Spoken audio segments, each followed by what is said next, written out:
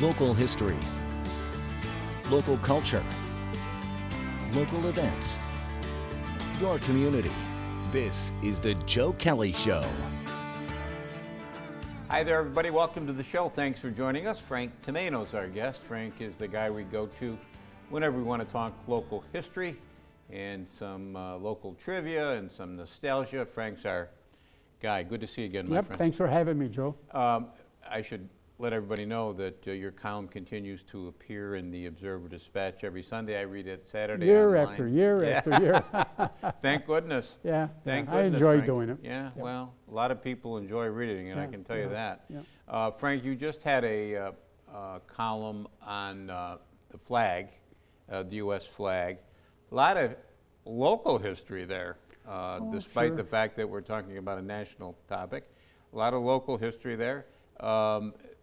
Some say that the flag, the U.S. flag, or some form of it, first flew over Fort Stanwix.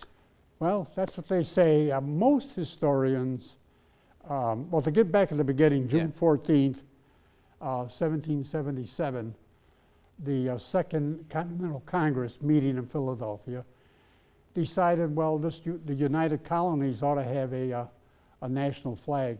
There was no national flag. And a resolution was passed, and they described that the flag would be red, white, and blue, would have red and white stripes, white stars, and a blue field. But it did not describe would the stripes be vertical, horizontal, how many points on the stars. And we don't know who introduced the resolution, so it's a mystery. So, anyway, most historians, this was June 14th, 1777. A little over a month later, at the Battle of Bennington during the Revolutionary War, most historians say that was the first time the American flag flew in battle. But there are some historians that say the first time was really over Fort Stanwix, which is now Rome. What do you say, Frank? Well, I don't know. A red, white, and blue banner flew over Fort Stanwix. What we don't know was it designed like the first flag? Did it have stars? We don't know. We do know that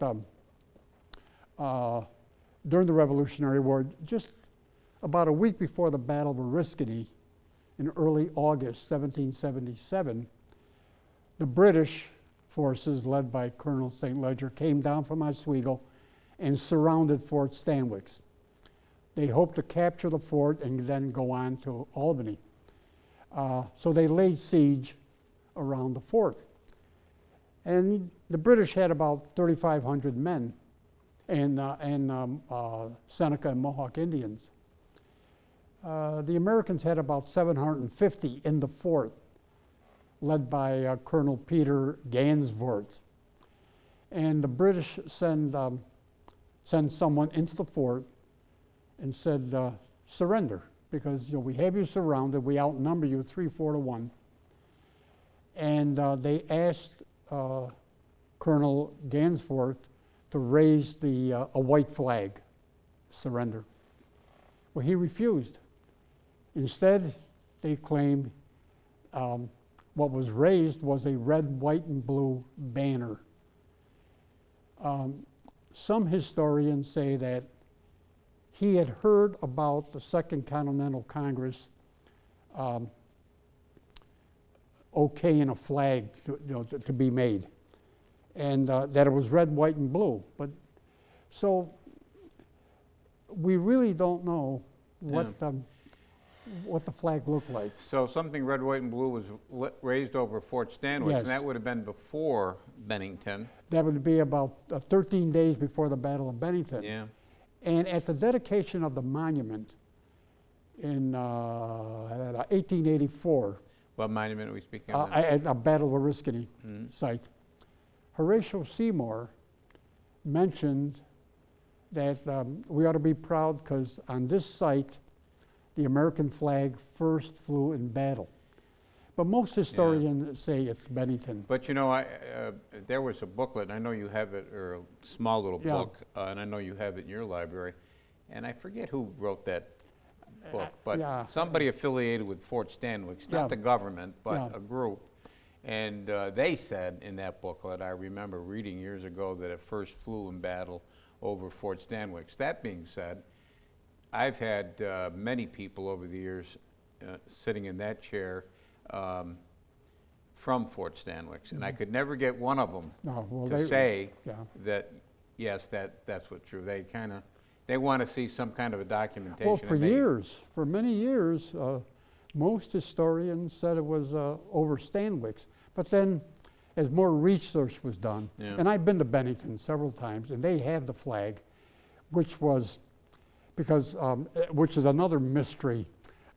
Who designed the flag? Betsy Ross?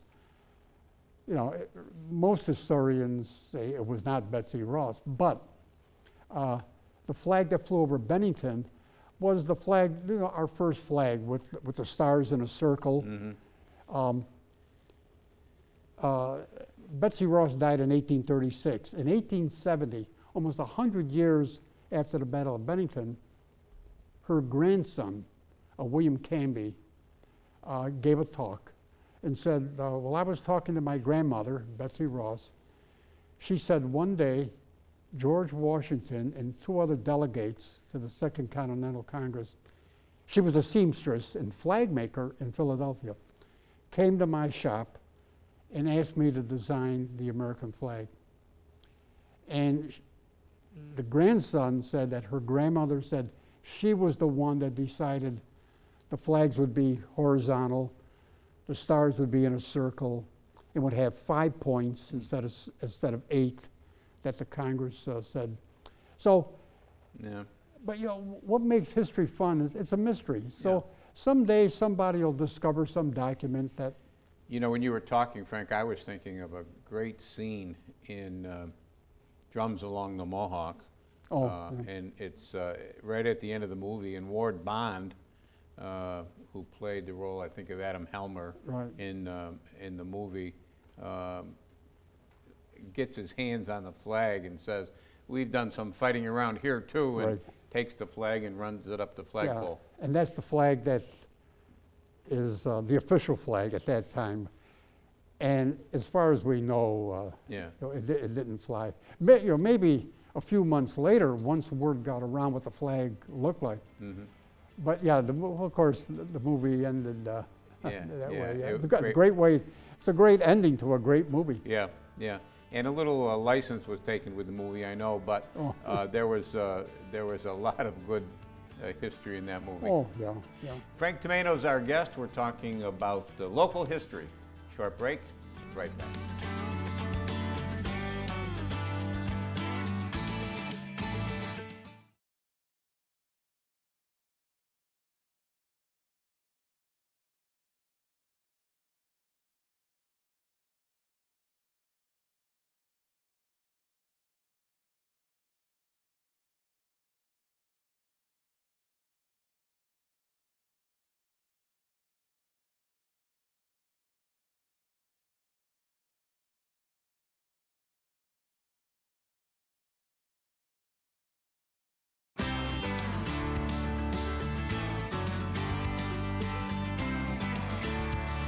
And welcome back, everybody. Thanks for sticking with us. Frank Tomaino is our guest. Frank is author of History Just for the Fun of It. He continues to write his column for the Observer-Dispatch, which appears on Sunday and online on Saturday, and deals with a lot of topics of interest to local people. What do you got coming up, Frank? Well, I'm writing on for July 4th.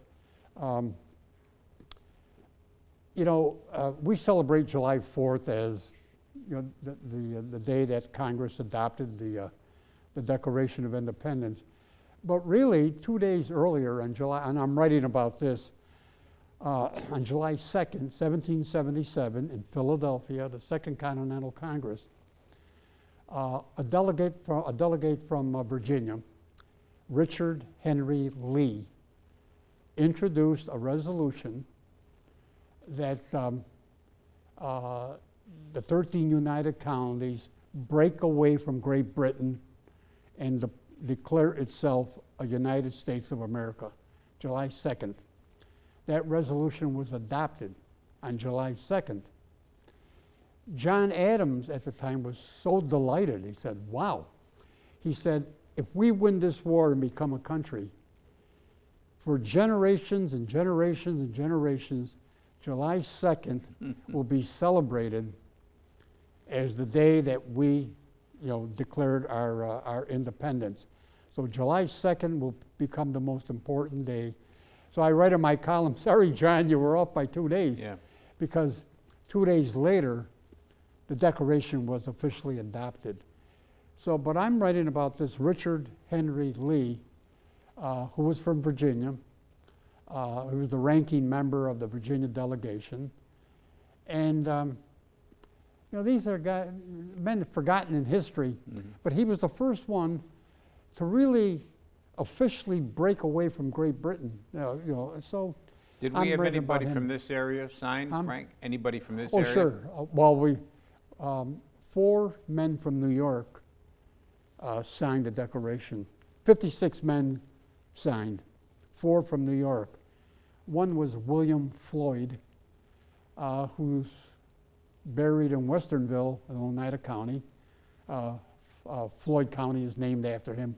William Floyd was Floyd Township, the township of Floyd? I believe so, Yeah, the yeah. town of Floyd. Yeah. Mhm. Is that what I said, or? You said county, but I think you Oh, meant town, yeah. yeah. And he's buried, but he was from Long Island, Mhm.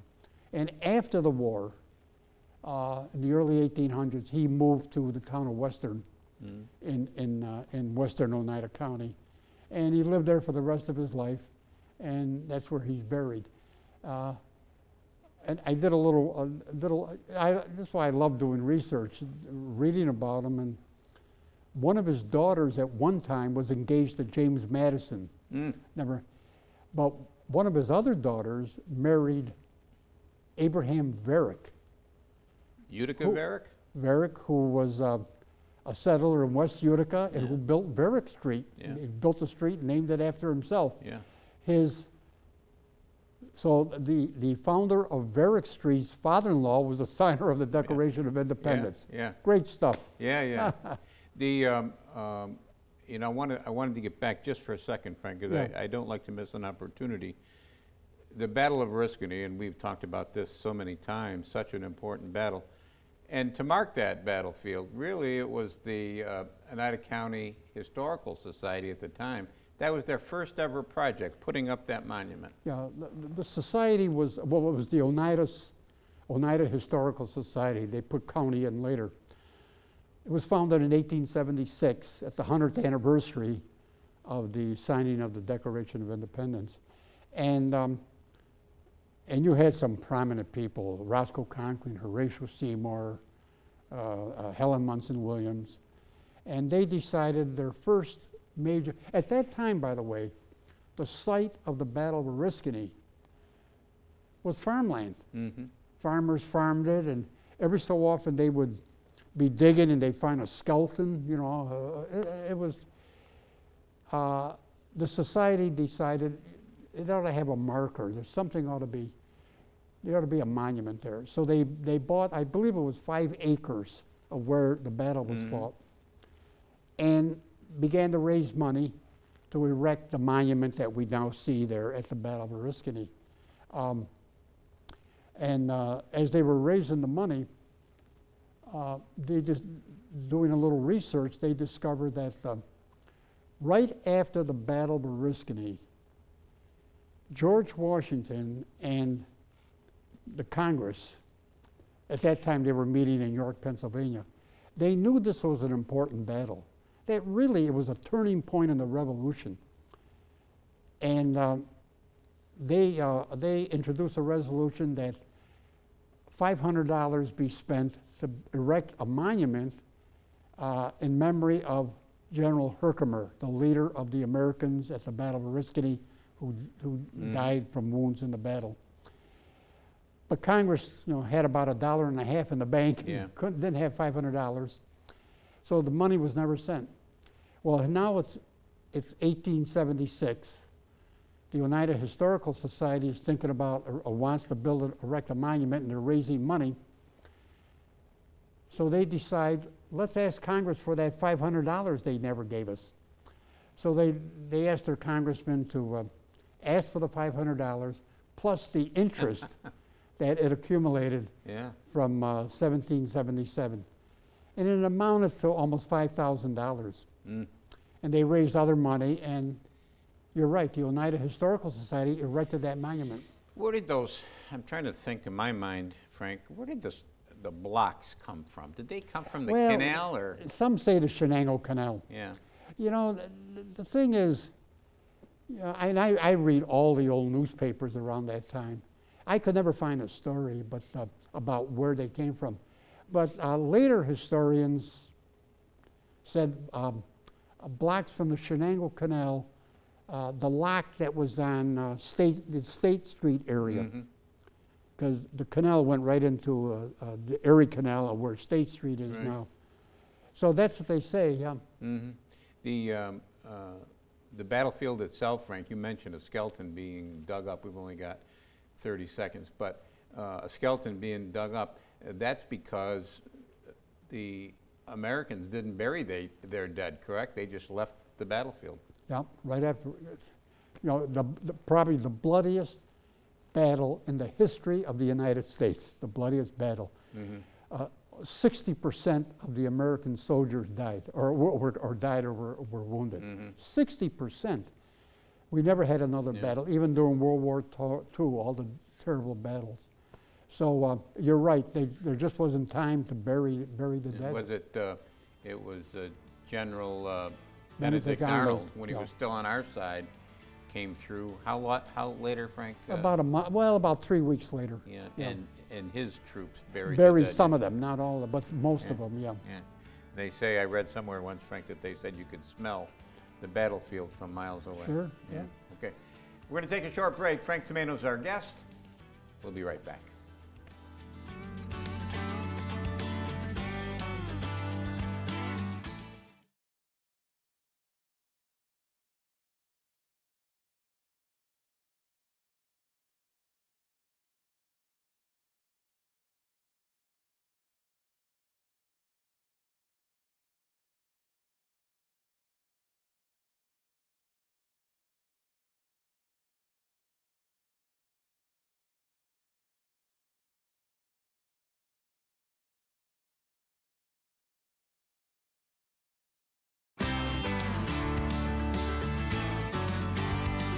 And welcome back, everybody. Thanks for sticking with us. Frank Tomaino is our guest. Frank, local writer, local historian, done a lot of work over the years, including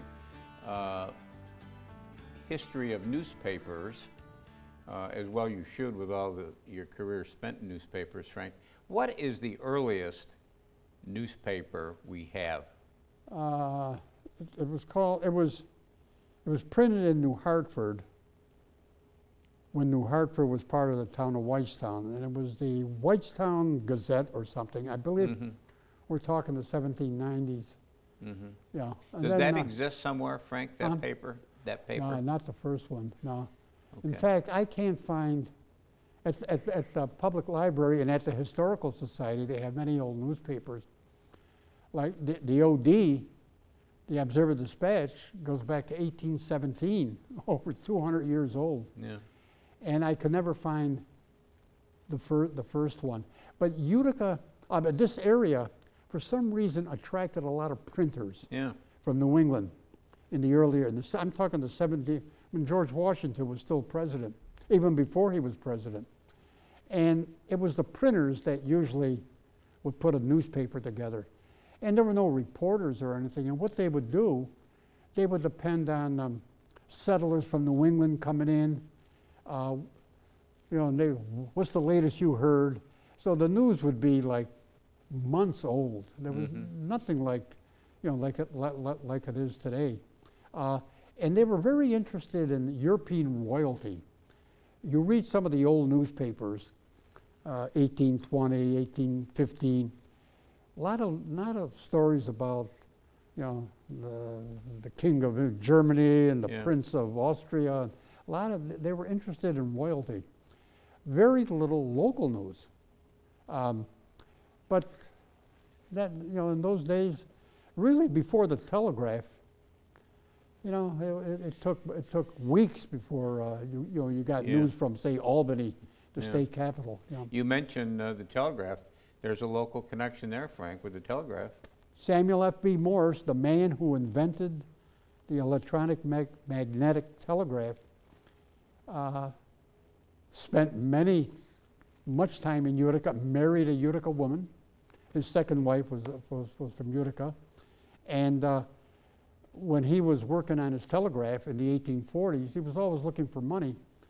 And Theodore Faxton and John Butterfield were two wealthy Uticans and provided a lot of the financial help that he needed when he was developing the telegraph. And he spent much time in number 3 Rector Park, which was owned by his attorney, Thomas Walker, at the time. We could go on and on this, but he had a lot of connections in Utica. Utica in the 19th century, it was the fastest growing city in the Northeast. It had the most powerful political giants. Horatio Seymour, running for president of the United States, Roscoe Conkling, the most powerful man in the Senate. It had Francis Kernan.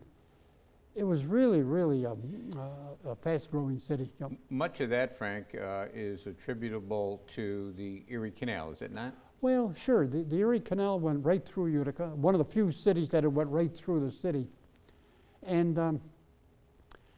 the Erie Canal was like our thruway when they first opened the thruway.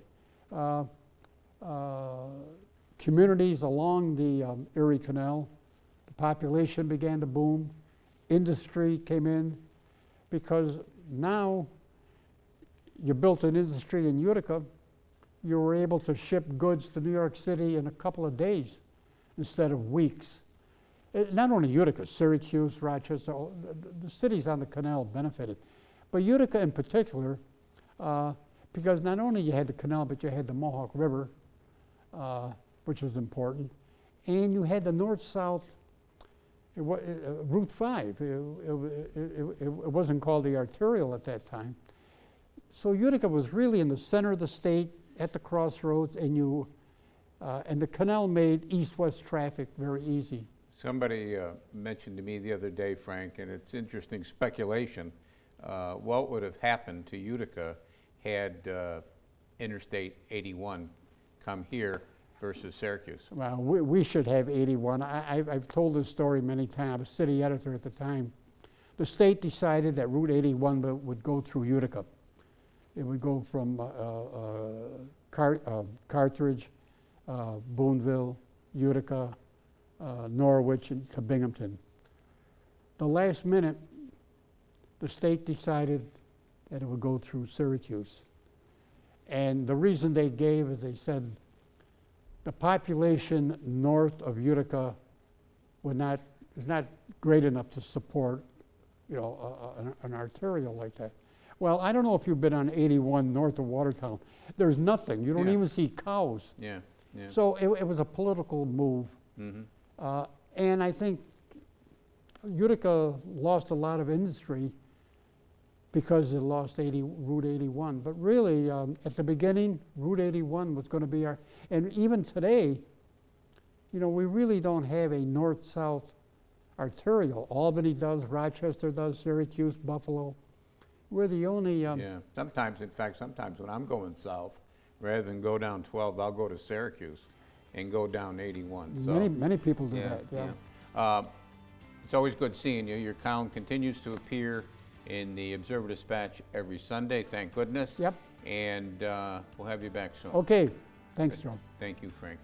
That's going to do it for us this week. We'll be back next week. We'll do it all again. Don't forget CNYHomepage.com. There's lots of good stuff there. Until next time, take care of yourself, everybody.